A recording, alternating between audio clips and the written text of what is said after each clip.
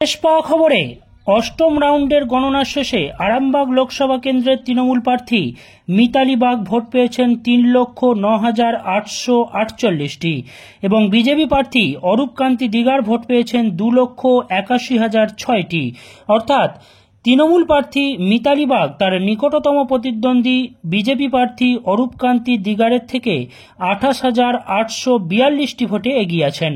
এছাড়াও সিপিএম প্রার্থী বিপ্লব কুমার মৈত্র ভোট পেয়েছেন 43,092টি, সুবীর কুমার রায় ভোট পেয়েছেন 1,643টি, সুকান্ত পোরেল ভোট পেয়েছেন 730টি, অভিজিৎ মাঝি ভোট পেয়েছেন 678টি, অলোক দলই ভোট পেয়েছেন 450টি, বাবলু ঘাঁটি ভোট পেয়েছেন 728টি, ভাস্কর মালিক ভোট পেয়েছেন 1582টি, রঘু মালিক ভোট পেয়েছেন 6,739টি এবং নোটায় ভোট পড়েছে 7,212টি।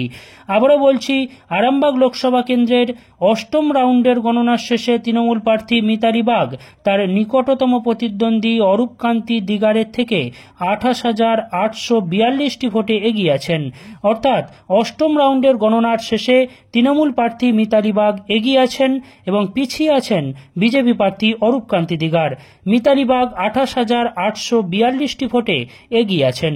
আরামবাগ টাইমসের রিপোর্ট।